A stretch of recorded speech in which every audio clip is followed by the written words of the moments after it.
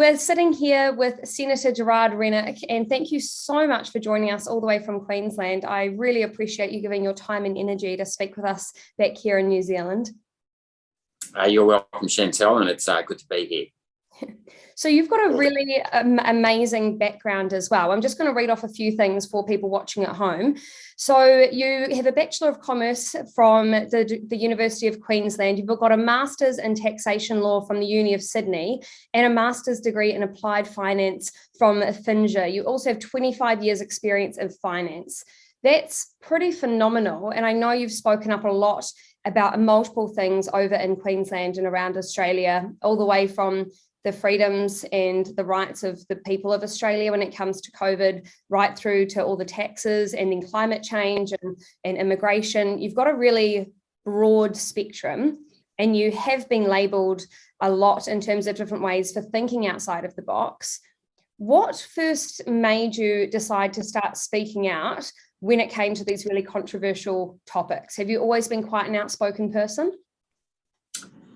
No, not really. I mean, I grew up on a farm, and I'm an accountant who generally stayed in the back office, and probably the most I spoke up when I was out having drinks on a Friday night, so to speak. So, and quite frankly, I don't like speaking up. It's not something that comes naturally to me. I'd honestly rather be down the paddock talking to myself, or hanging out with my kids or something like that. But I feel as though once you become a politician, that it's very important that you represent the views of your constituents. So I'm in the coalition here in Australia. So I'm, what they call conservative side of politics. I don't like to use the word conservative. I'd like to, it's a combination of, like our values, for example, the party I'm in, it's the dignity and worth of every individual, freedom of conscience, reward for effort, protecting the environment, and small government. So there's some of our values. So I guess I speak out to try and represent those values in the main. Look, the reason why I ran for politics, though, is that I wanted to make sure that our children get the same opportunities that our forefathers gave to us, and I know that would apply likewise in New Zealand, which is a very beautiful country with, very wealthy country that, has got its wealth through hard work. I want to stand up for Australians who try to stand up for themselves. And I want to bring back the notion that governments are responsible for the provision of essential services and not over-regulating individual lives. I mean, there's no greater minority than the individual, and that is who we have to protect the most, in conjunction with the social contract, which, I accept is where, government should be building roads and dams and bridges and things like that. I'm not sure of, the privatisation agenda that went on in New Zealand in the last 40 years, but I know over here in Australia, we have sold a lot of infrastructure assets, both to superannuation funds and to foreign investors. And as a result, it becomes very difficult to hold people to account who provide those essential services. At the same time, we've got a bureaucracy, and we have, unfortunately, a thing called states here in Australia, as well as the federal government, that's marched on in the family home, the classroom, the bedroom, corporate boardroom via superannuation. And in the last 3 years now, the doctor's waiting room through mandating medical procedures, which I just think is a complete violation of civil liberties. There's so much to unpack in all of that. I would love to start, but there's nothing that you said there that I could possibly disagree with, because it's common sense. However, I'm sure there'll be other things we might disagree on, but everything you just listed out there, I do agree with. If we take it back to superannuation, what do you think would work better for Australia and probably for New Zealand as well? We've got KiwiSaver over here. What kind of model do you think would be a lot more functional, considering this is such an area of expertise for you? Well, look, I think people have to save for their own retirement, and depending on their, how much wealth they have when they retire, then if they don't have enough to retire on, they get the pension.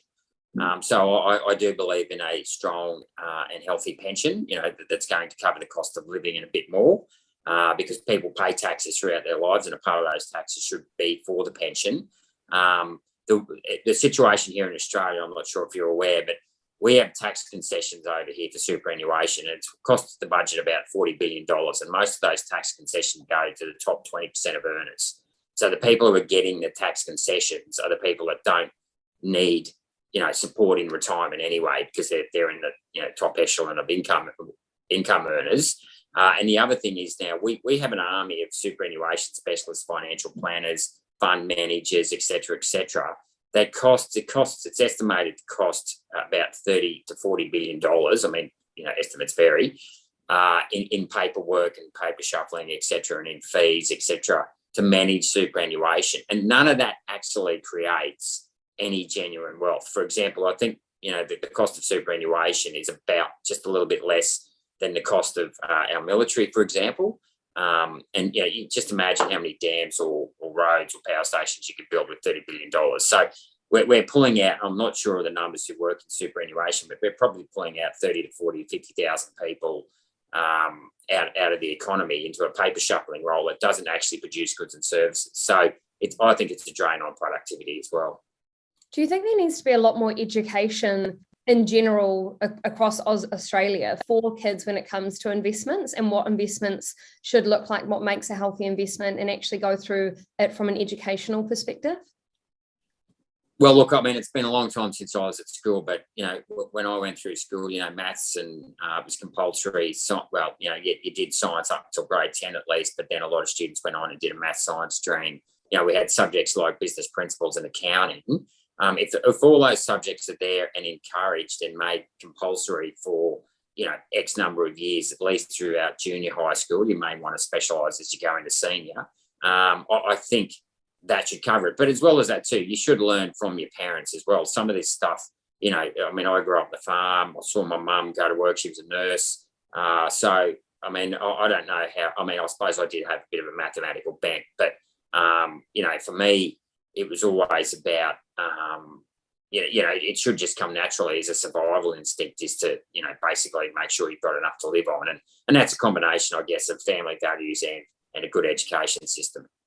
I think that's probably part of the problem, though, because when you talk about a good education system, the levels of children, the IQ levels of children worldwide are dropping continually year on year. And it does seem like education is shifting away from the fundamental core values into teaching more ideological values. Have you seen that shift in Australia? Do you think that's a productive shift?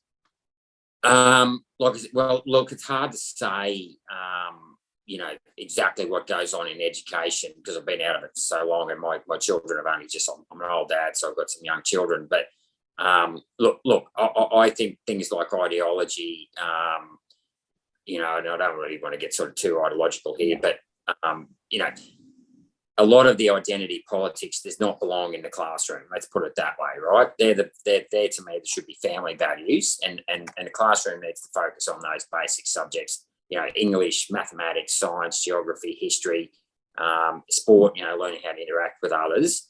So in the main, there is no substitute for data and understanding empirical science and the world around us. And that's what's got, the Western world, well, it's got, that's probably not a fair statement. That's what's got the world where it is today.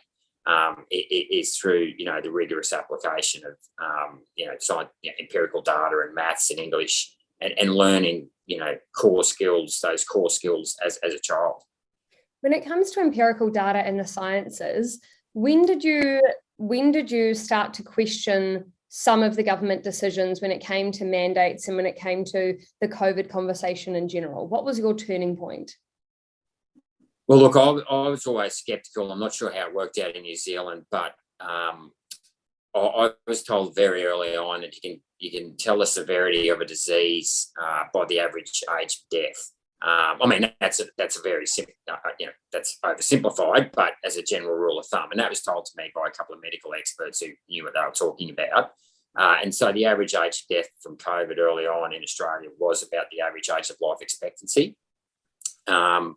And it was very apparent early on that people of the working age, healthy people of working age, were not particularly vulnerable to COVID. And the numbers, if you compared it to the overall mortality rate, the case fatality rate, this is not the infection fatality rate, was lower for COVID in the healthy working age population than what the overall mortality rate was. So I just felt there's a fair bit of overkill. And particularly because we do have states over here, we had premiers getting up, one premier getting up at 9 o'clock in the morning, another at 10 o'clock, another 11 o'clock, one of the other smaller states doing one at 12 o'clock, giving press conferences, giving us COVID numbers ad nauseum, even though throughout the early stages, for the first 2 years of the pandemic, basically until late last year, we were having, case numbers in single digits or very low case numbers. And we went here in Queensland, for example, we went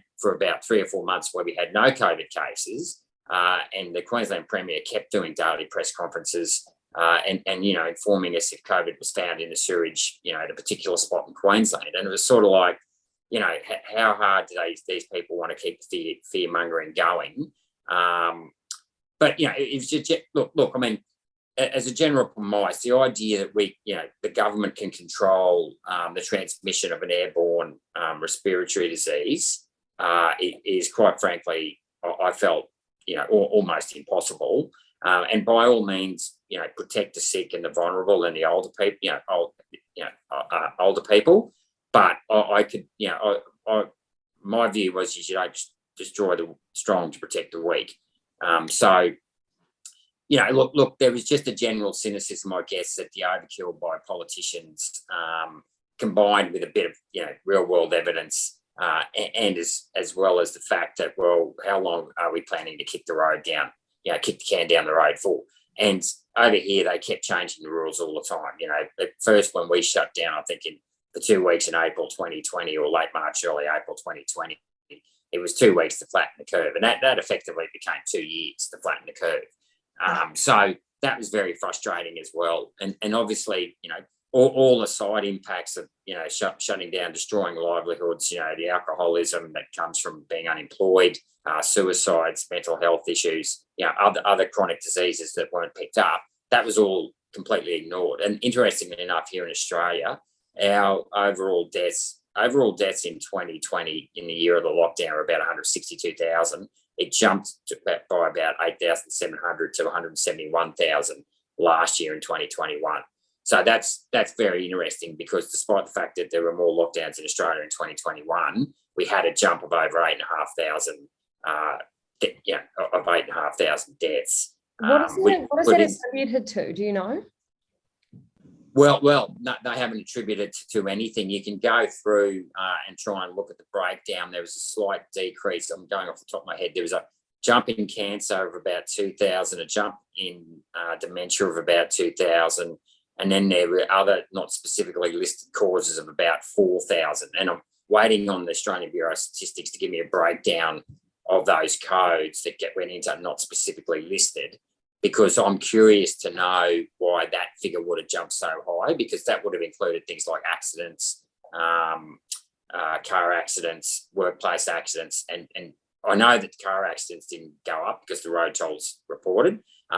So it didn't go up by much. I think it might have went up by 100 or 200 people, which was a long way short of the 4,000. So, yeah, I'm still waiting to get a breakdown on what that not specifically listed causes are. So that's interesting. So there's a huge jump in all-cause mortality, but no breakdown of where that's come from. So it's not attributed to COVID at all. Oh, well, sorry. So there were 900 deaths in 2020 from COVID and 1,300 in 2021. So there was a jump of 400 deaths, which is obviously still a long way short of the 8,700. But there was also, I think, just under 2,000 for diabetes and cancer as well. Not diabetes, dementia, sorry.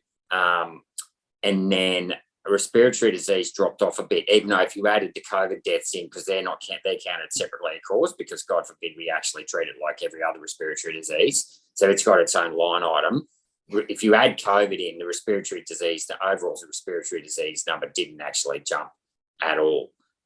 So there's about, of that 8,700 increase, there's about 4,500, I think off the top of my head, that I still haven't got a breakout for. But even the cancer and the dementia numbers were up quite a lot. And by a lot, I mean about 13% in their categories. So, was that a result of delayed treatments from the lockdowns, or was that, an older person's taken a vaccine, had a stroke, and they've called that dementia rather than, vaccine injury? It's hard to tell. Are you seeing much of Are you seeing much good data and strong data coming through when it comes to injuries in terms of actually understanding how many there are? Do you guys have a good system for allocating that and for understanding that? Or is it really, because ours is voluntary here in New Zealand, and so it's very difficult to actually get a gauge on how many people have been injured, if the number's low, if it's really high. And then our doctors are being pressured here that if they speak out and say that they think it's an injury, they can actually lose their jobs. Okay, so yeah, I think we have a similar thing here in Australia where it's a passive surveillance system whereby if you've had an injury, you report it. We've had about 130,000 reported cases of COVID, reported vaccine injuries, reported and suspected, I might add. So there's a box you tick that the person can say, do you suspect it was the vaccine? And so it's reported and suspected. Now, as the TGA, our Therapeutic Goods Association, will tell us over here, that doesn't mean to say it was caused by the vaccine. And yes, on first principles, I agree with that as well. Unfortunately, what they don't do is give a breakdown of how quickly that adverse event happened after the vaccine, and it's disputed. For example, our TGA will only recognise or take seriously those adverse events that Pfizer have recognised as a side effect from the vaccine, which of course is extremely narrow compared to what the post-marketing surveillance data showed of over 1,000 different injury types. So we also have another agency called AusVax, I think it is off the top of my head, and they have an active surveillance system. You can indicate whether or not you want to be followed up for a vaccine injury. And they've reported, out of 6 million people have reported there, 40% have reported some type of adverse event. Yeah, so about 2.4 million people. But they're not all serious. Yeah. Sorry, that blew my mind. 40% out of 6 million people that have been followed up have reported an injury. Is that right? Yeah. But that's mild. So they're not all serious. 1% of that is counted as serious. So like they've said, where they've either had to go to a doctor or GP because of that, but that's only at day 3. So I've spoken to lots of people, for example, who haven't started. So that's on the third day after the vaccine. So that then to me still underestimates the number, because a lot of people don't have serious side effects until after day 3 of their vaccine, and often even if you did start to feel a little bit off, you may wait a few days before you go and see the doctor or go to the GP. Just to be sure, which way it's going to go. So either way, so that 130,000 adverse events through the TGA is out of 20 million people. So they like to count doses. I disagree with using the denominator as the dose figure as the denominator, because if you've got to get 3 shots in 6 months, that's still one treatment of the vaccine as far as I'm concerned. I mean, my idea of a vaccine was, and I mean, this was, sort of all adds to the cynicism or the skepticism, I guess, in what's going on, is that, my idea of a vaccine, and, I was fully vaccinated when I was a child. I got heaps of vaccinations for Africa, South America, Central Asia when I went through those countries, as well as whooping cough and whatnot, when we had our children. So, you take a vaccine and it lasts for something like 10 years. I mean, it should provide long-term immunity. If you have to take something that, you've got to get a booster every 3 months, that to me is more like a treatment rather than an actual vaccine or a preventative. So, so that, and overall, that number from the TGA, the number of adverse injury reports, is about 5 times all other vaccines reported to the TGA since 1971. So, the reported injury rate is much, much higher for this vaccine. Why do you think are ignoring that data, and why do you think they don't care? Because to me, it's a product just like everything else is a product. If it's causing issues, then you go and you change the product and you reevaluate it and you fix it and you make it better. You don't argue that the product's perfect the way it is when there's hundreds of thousands of people complaining about it or saying that there's a question that they have with it. Why do you think they've protected this particular product to the extremes that they have? It's regulatory capture. I mean, effectively, the TGA collect, that they are funded effectively by the pharmaceutical companies and the products they put to them for application. So, The other thing is, like, they took a lot of shortcuts, both Pfizer and the TGA, in approving this. They rushed it out, right? And this is the thing. It's bad enough, like, I mean, I don't know that you could ever tolerate that injury rate, to be honest. But, if it was something like Ebola or something whereby the mortality rate was 10% of the population, you'd probably go, okay, well, 1% of the population being injured is better than a mortality rate of 10% of people being killed. But the mortality rate here in Australia is less than 1% of people who catch it, right? And so that excludes asymptomatic and people who don't bother reporting it to the government. So the infection rate is actually, when you times the case fatality rate by the infection rate, it's much, much lower. And certainly for people under 65 or 60, the case fatality rate is 1 in 10,000. So that's what it makes it worse, is that, in many, it does more harm than good, in my view, the vaccine. So, but look, why they don't do something about it, look, unfortunately, it's the age we live in, whereby, people find it very difficult to admit they got it wrong. And I mean, and there's nothing wrong with, like, 12 months ago, maybe 15 months ago, my view was, well, look, the world's been, panicked by COVID. I always thought it was a bit of an overreaction, but that's okay. By all means, roll out a vaccine and give it a go. Because it's an RNA virus, it's a single strand virus, it always mutates quite quickly. So I was of the view it was never going to be a silver bullet over the long term.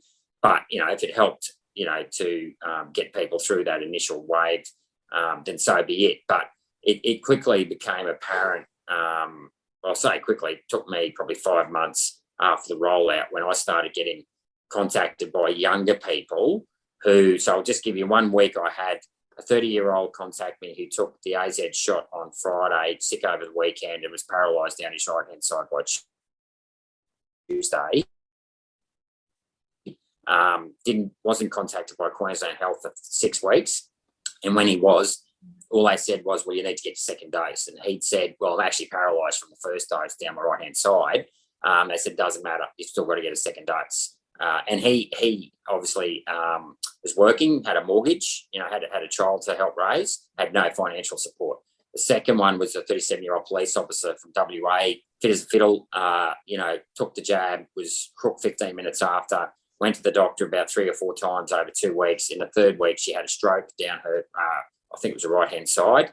And you can see photos of her face where it was crooked.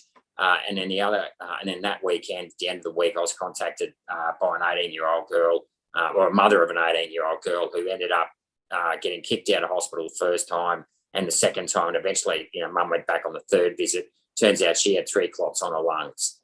So when I started getting... I know with AstraZeneca as well, that one's being pulled from, is it 20 countries due to the clotting that it causes? I'm not sure the details of what countries it's been pulled from, but yeah, it definitely causes clotting. And the stories I get with the AZ ones are generally, they tend to be much more dramatic and sudden. So people are having heart attacks or just dying. And it's as late as up to 2 months afterwards. I mean, that's obviously antidotal, of course. But whereas the Pfizer one, there's all sorts of weird and dramatic adverse events from the Pfizer dose. That in itself, it's not just the quantity of injuries that's the problem, it's the breadth of injuries and the different types of injuries. I mean, we've got heart issues, we've got neurological issues, we've got people becoming blind, having hearing issues, their skin's breaking out, and there's horrendous looking rashes, people with severe headaches, strokes, what could be severe brain injuries. So that in itself is a worry as well, because it's going to be very hard to identify what the cause is. Well, I suspect we know what the cause is, in the sense that because the spike protein goes throughout the entire body, it's a bit of a lottery as to which part of the body organ, some people, it ends up in, and then that's when the immune system starts attacking your own body organs, which becomes a problem. But yeah. What has the reaction been like with other members of Parliament when it came to the mandates and the human rights conversation? Was there a really distinct split between people that were pro and people that weren't? Was it quite 50-50, or was it very much, 99% of the people were in favour of it? Well, politically speaking, I'd say 90% of the politicians went along with it, and probably less than 10% spoke out about it. I'd say I've got a few of my colleagues who weren't comfortable with the mandates, but at the same time didn't really go hard on speaking out against it. And of course, we've got this, crazy government system here in Australia whereby there's a constant argy-bargy between the Prime Minister and the states as to who's in charge, who's responsible, whose fault it is. So it was as usual, and it just isn't, when it comes to COVID, this is the mess, the dog's breakfast of Australian governments, is this constant fight between the federal and state governments, which is just really destructive across all departments, not just health. Mm. I mean, we didn't get heaps of information over here about the different premiers, but I know a lot of people talked about Dan Andrews from Victoria. He became quite notorious, and I'd say probably one of the most hated men in Australia for a long time there, just due to some of the draconian measures he had placed over Victoria. What were some of the measures like that the Premier put over Queensland? Well, we weren't as locked down as much as other states were. So Victoria was locked down, I'll stand to be corrected on this, both years throughout their winter months for around 1 to 2 months. New South Wales was locked down for about 3 months last year. But the impact on Queensland and WA, the smaller states, wasn't, we did have lockdowns, but they weren't as long and they weren't as severe. But the impact was on people that couldn't come home. So at the end of last year, for example, there are about 3,000 Queenslanders living just south, camping out just south of the New South Wales border that couldn't come back into the state, even though they didn't have COVID. So we were locking people out of our own state, who had houses in Queensland. They were Queenslanders, they couldn't even come home. We were locking out. Legally? What's that, sorry? How did they get away with that illegally, with creating such strict borders around each state? Well, blame the High Court of Australia. They overruled the section of the Constitution that says there's meant to be free intercourse amongst the states. I mean, it's explicitly written in the Constitution, but yet somehow our High Court judges interpreted that, if you had a virus, and they relied, you wouldn't believe it, on a lobster case years gone by about free trade between South Australia and Victoria or something, as their precedent. I mean, it was just an incredible decision. But this was the power, of course, and influence of the media today. Lo and behold, anyone that speaks out against the narrative, it is very difficult to put an alternative point of view, a counter narrative up against the mainstream narrative. And I'd argue, the High Court judges have been impacted by that as well. But that was just absurd. But we had other situations whereby, there were people killed in car accidents where their brother or sister might have lived in Sydney and wanted to come home for the funeral, but weren't allowed in. Other situations where people's parents were dying, the son or daughter wanted to come back from another state or from overseas. No, can't come in. It's just unreal. I still can't get over it now, how bad the fear and paranoia became. The media has so much to answer for, and how they constantly flip-flop between the advice, especially now that it's coming, the fear from COVID has started to wear off a lot. They're now just scrambling for anything else they can throw at people to keep them in this perpetual state of fear and anxiety. We had a really big protest here in Wellington. It lasted for 23 days.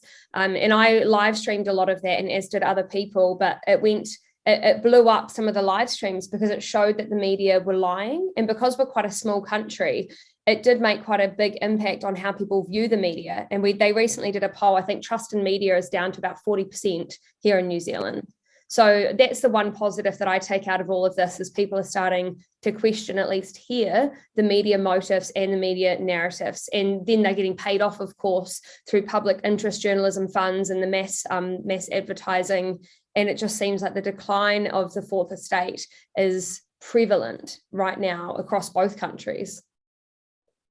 Oh, absolutely. Yeah. Except I wouldn't call it the decline of the fourth estate. I'd say it's almost the ascent of the fourth estate, where they just have complete and utter control over the narrative.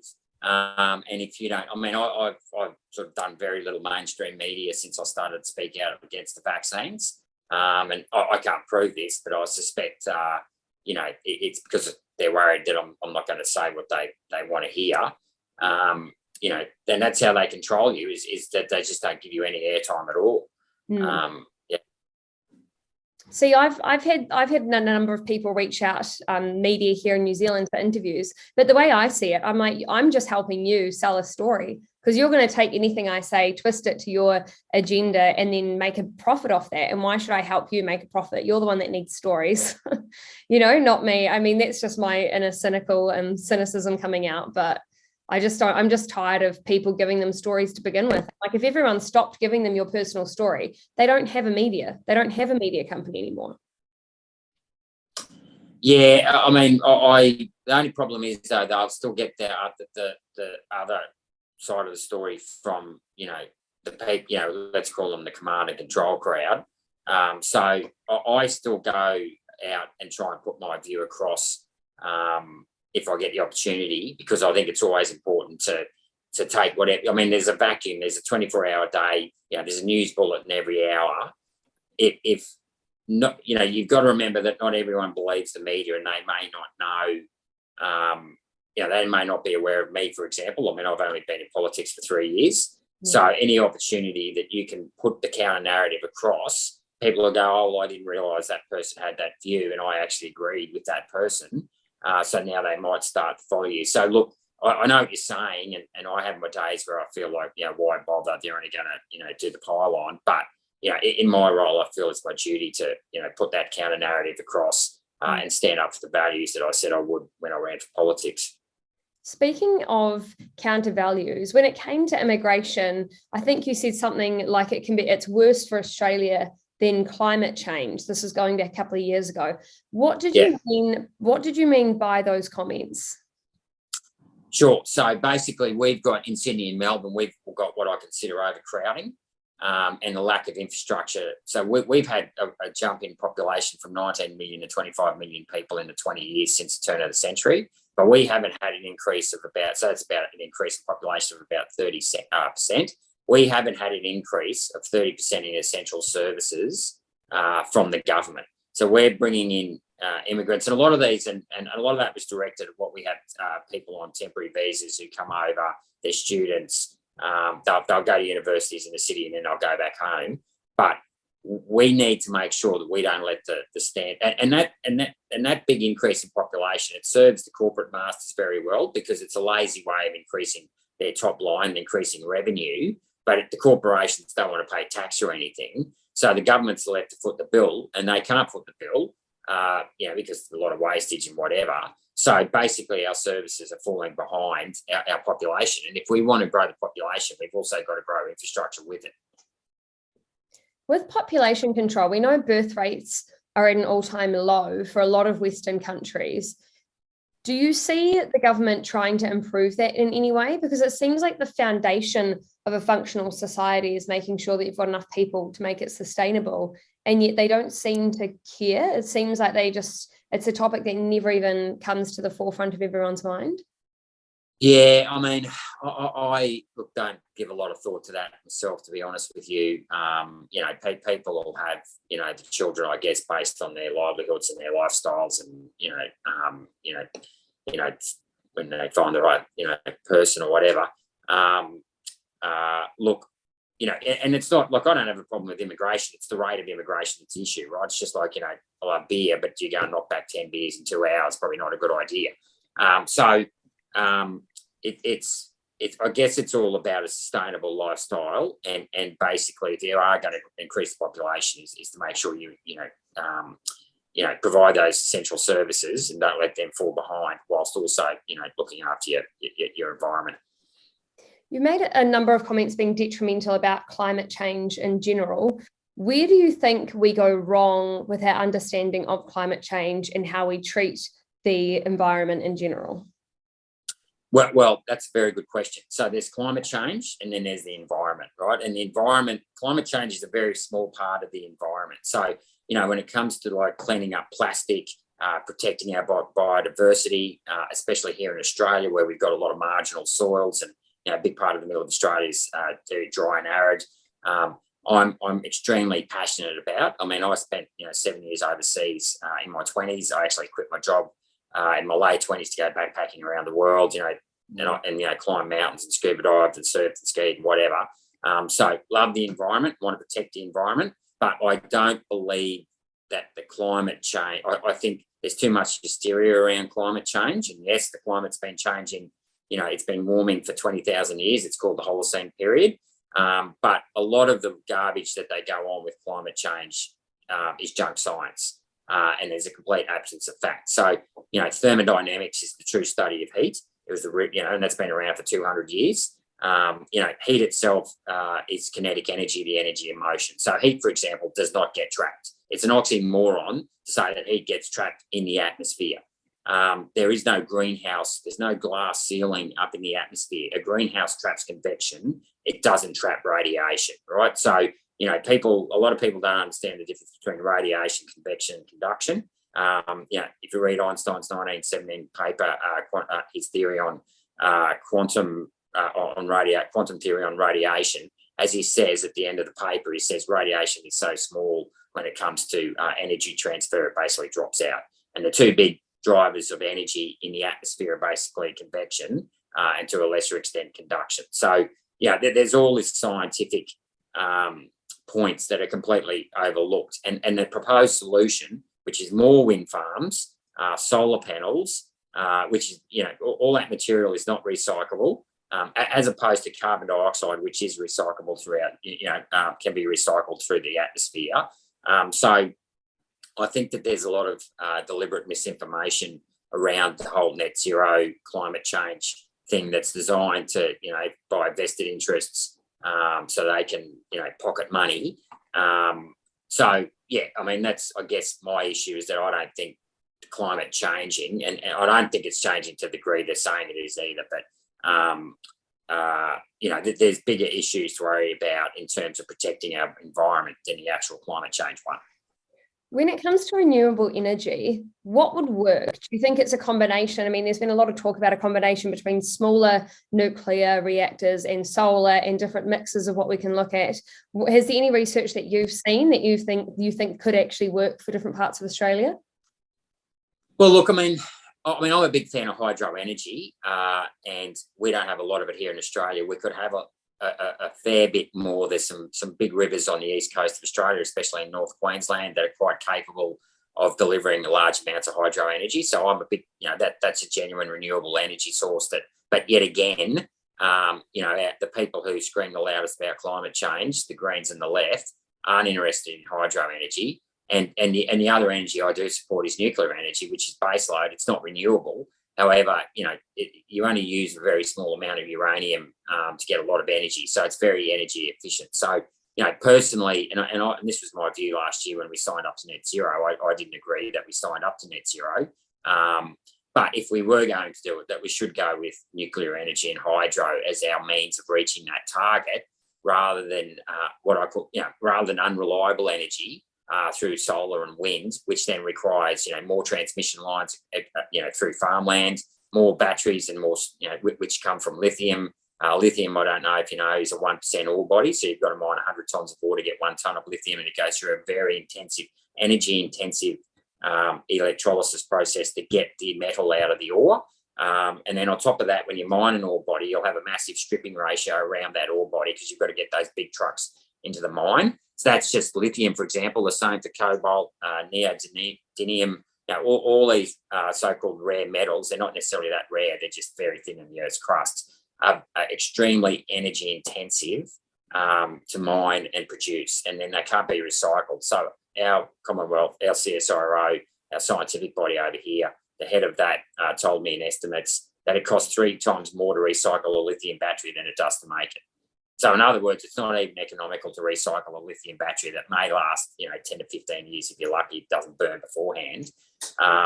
So this is my problem with what they're calling renewables. It's not renewable. The hardware part of renewables is not renewable. Sure, the solar, the sun and the wind are, but you want to use solar energy. You've got a thing called photosynthesis, which churns out 800 billion tonnes of carbon dioxide into oxygen every year.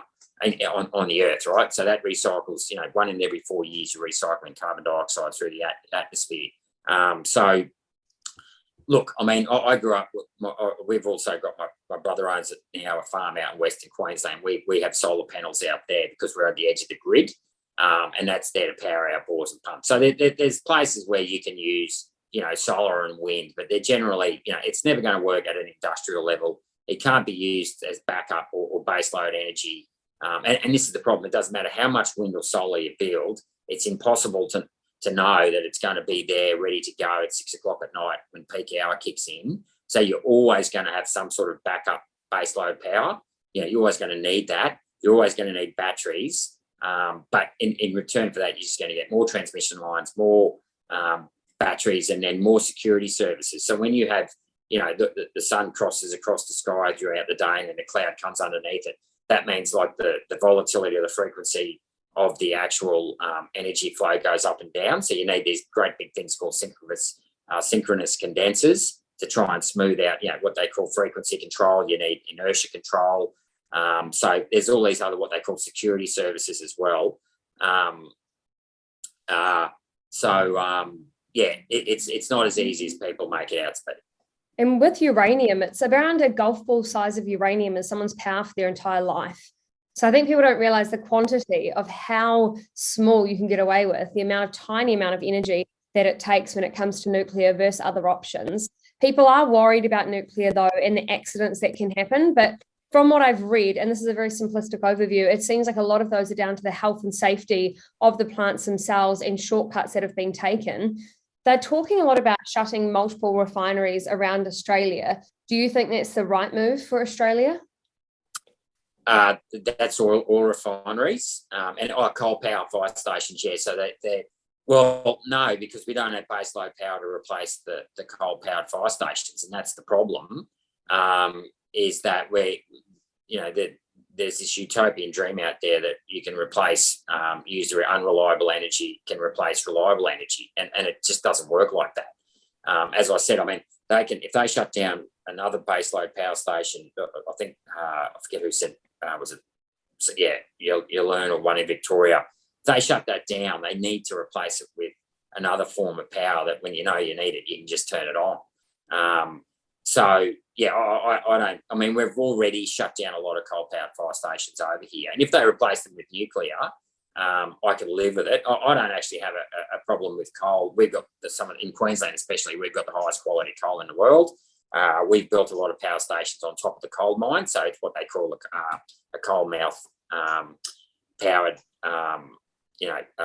power station, and effectively it gets converted into energy straight away on top, basically literally on top of the coal mine, and it then gets transported through the poles and wires, right? So the actual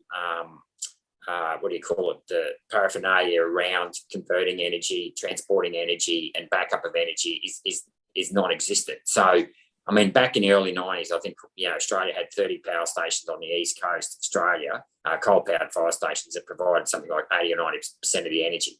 And so that footprint was very, very small on the environment. But now we're going to end up with, tens of thousands of acres, if not more, solar panels, another tens of thousands of acres of wind farms, etc., transmission lines across farm. I mean, that issue here in Australia, and I suspect I'm curious to know what it's like in New Zealand of those wind farms transmission lines going across farmers' land. If that starts to increase exponentially, that is going to cause some real worry as well. It's a very hard conversation to have. But when we over here, they're talking about shutting down Marsden Point Refinery, or they already have shut it down, which is our only oil refinery. My issue is it seems like, as much as they're talking about renewables, whenever we did charge a whole lot of cars, Auckland had a big power shortage about 6 months ago when they said everyone came home, all the cars were on charge, everything like that was happening, but we don't actually have anything that is sustainable long term, and yet we're shutting our oil refinery at the same time. Why does the government want this to happen, and why does it seem like they're rolling out the same agenda across multiple countries when it comes to the oil and gas industry? Oh, that's easy. I mean, in my view, it's the long march to the left through the bureaucracies, and these people are ideological, and they're zealots who are completely divorced from reality. And as I said, there's an absence of fact in these arguments whereby they completely ignore the impact of what I call unreliables or the hardware in renewals. And I think for them it's all about winning the argument rather than actually improving the lives of their constituents. I love how you frame things. Yes, it's brutal and direct and just what we need. And I wish that New Zealand had more people like you. I really wish that we had men like you in New Zealand that were in our parliament, because we just don't have anyone. Like you said that there was about 10% of people in parliament kind of stood up against the mandates. We didn't have one. We didn't have one person that was in parliament that came out advocating against them. It was only once they were nearly dropped that some of the parties started saying, oh, this is wrong, but none actually started at the beginning and said, hey, we shouldn't be mandating this. Why do you think that is? Why do you think so many people are so afraid to say anything? And why do you think it seems to be men haven't stood up as much as they should have when it comes to actually protecting the rights of everybody? Well, look, there was, and I suspect it's the same in New Zealand. I mean, there was a good 18-month fear campaign about COVID, right? So every day, I suspect it's the same in New Zealand. Politicians would get up and warn about the risks and dangers of COVID. And so, people were genuinely scared about catching COVID, right? Because they've had it, want a better expression, shoved down their throats. The fear-mongering, right? So I don't think anyone really wanted to come out and say the mandates are over the top because, no one really knew what was going to happen. Now, and there were probably moments, so I went to see a few medical professionals and scientists, and occasionally, you might have a coffee with them over an hour and a half. You'd sort of leave the meeting thinking, oh my God, it's really this bad. And of course, it's this groupthink where, and the public health experts rather than what I call medical experts, they all get together, they control the narrative. So it's very difficult if you're not from a medical background or a public health background to actually, to speak out against it. And I suspect most New Zealand politicians, like most Australian politicians, aren't medical experts. So they're very reluctant to go and challenge the narrative, which is kind of understandable. I mean, I do have a bit of cynicism about the word expert, but health is a specialised field. So if you're not in the field, it can be difficult to have the confidence to call it out. I did a little bit of a science degree in my early 30s, so I had some understanding of biochemistry, and I also owned shares in stocks as well, biotechnology stocks, which is why I had some understanding of the vaccine process, the approval process, which is why I had the confidence to call that out. And then, of course, so there's, and all of those reasons are genuine. And then we've got what I call the sort of the bad reasons, but are also genuine, is just the abuse and the vilification you get if you speak out on any sort of narrative today and go against the mainstream. I mean, you probably had it happen to you where, you called all sorts of names, an anti-vaxxer, climate denier, whatever it is. And that can be intimidating. I have my days where it intimidates me more than others. Some days it doesn't intimidate me at all, but some days it does. Look, when I first started, the ABC over here did a 3-day hit job on me when I was running in the election campaign, and they, called me, right-wing nut job, said I wanted to lower taxes and all this stuff for multinationals, and it was the complete opposite. What I really wanted to do is raise taxes on multinationals.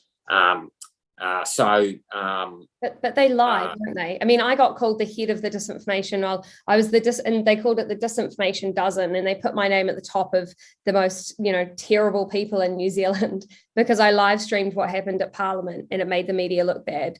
And I just find it hilarious. I'm like, they don't have examples of anything I've actually said. They don't have any examples, but they just label you, trot it out across every single paper, and then hope that you go away. And it's bullying and it's intimidation. But to me, I find it more entertaining than anything else, because I'm like, this is exactly my point. You don't actually have any facts. You don't actually speak with any factual knowledge. You don't have any facts to present the people. You're just spurting out ideas based on nothing. So yeah, but you're right. It can get to you some days more than other days, for sure. Yeah. And I call it I sort of break it out into three parts. There's intimidation, indoctrination, and shoddy mathematical modelling. I mean, if you look at all these, they like those models. They were basing a lot of their health advice on models, and even now here in Australia, they're still basing it on models, despite the fact that I think we've got over 4 million recorded COVID cases this year, and a lot more people would have had COVID that didn't bother ringing up and letting the government know, because why would you? We never did that in the past, and plenty of vaccinated people have caught COVID, passed it on. Gone to hospital and died from it, despite, a year ago they were saying you won't catch it, you'll stop transmission, you won't get sick and go to hospital from it. They're still saying the same things despite the overwhelming evidence to the contrary. But yet again, it's just, we keep repeating a lie long enough, people believe it. Has there been a shift away from people that are believing some of the legacy media over in Australia, or do you think that it's still very, very deeply ingrained in people to follow? Look, it's hard to say. I mean, I suspect there is a shift away, and it's a shame. Look, I mean, I don't want to undermine our health system, and I don't want to undermine our governments. I mean, I ran for government because I believe, a good government is the best form of community service. It's ideally, if we could, a really good government, there would be no charities in the country, because the government would be running the country so well, there would be no need, for charities, right? So it's not that I'm an anarchist or and I'm not even a libertarian to the extent that most libertarians are. I've always called myself a protectionist, and I feel the role of a politician is to protect the country and its people. I forgot your question. Sorry. Do you know what? No, I think you're on a great role, because you were talking about how you're not an anarchist. I was just saying how I really question the media and how if the media has changed, you think the public sentiment has changed. Over Australia. But I like what you said just then about being a protectionist of the people. And I feel like what people have forgotten that run for Parliament is that they're actually there to serve. And they just seem to get this greediness take over them. And I don't know what would be a good solution to that. Would it be having shorter timeframes that they're allowed in government? Would it be not allowing certain connections within government? Because how can you teach people to be less corrupt? I think corruption is the number one problem the world faces. It's not actually race, it's not ideas, it's not any of that. It's actually people being corrupt and doing it for their own benefit. But how do you mitigate that? What would that even look like? That's a really good question, and I have to admit I get a lot of people ask me that question, and I honestly don't know what the answer is. Well, I mean, I do know part of it is to stand up against the narrative and come back to those trusted things like empirical science, and all science. If you want to follow the science, I mean, yes, you can follow the money. That's a big part of it, but the real science is mathematics. Unless there's an algorithm that demonstrates cause and effect and then quantifies that cause and effect, then it's only a model or an idea, right? It's not the real thing. Respecting the individual, they're two things, protecting the family. But if I had to nail it in one thing, I think it's treating each other with respect and respecting other people's points of view, which the media and social media has fueled this a lot, despite the fact that, the alternative media really exists on social media. But there seems to be an intolerance of a dissenting view today, and that is very concerning. And look, the case of Julian Assange is a classic example, and that, in my view, there's no doubt in my view that's been done to send a message to journalists in that total line, or we'll come after you. Freedom, and I don't like to use the word freedom too much because it gets thrown around like confetti, but there needs to be tolerance of other people's point of views and an ability to put those points of view across without being, intimidated for it. Yeah, absolutely. I think it needs to be more conversational and less attacking, but even trying to get people to have a conversation can be really difficult because people get very emotional. And I think people are a lot more emotional and reactive than they are in terms of just control and thinking and logical, which can be difficult when it comes to having constructive conversations that can actually move the country forward. Yeah. I mean, I agree with what you say there. I don't know. I should have finished that with a question. Yeah. Kind of just sat there. It's thinking out loud, isn't it? It's thinking and reacting out loud. Yeah. Totally love it. Hey, I just think you're wonderful, and you have such a brilliant mind and fantastic ideas. And I hope more of Australia falls in love with you and starts to understand where your heart is at, because you're clearly a very dedicated and passionate person. And I'm really thankful that you took the time to chat with me today. So thank you so much. Thanks, Chantel. And can I give a big shout out to all my friends in New Zealand? When I travelled overseas for that long period of time, I drank a lot of beer with a lot of New Zealanders, and I had very good memories of the friendships I made. So take care in New Zealand. Oh, that's brilliant. All right. See you. Thank you so much. Yes. Have a great day. Thank you.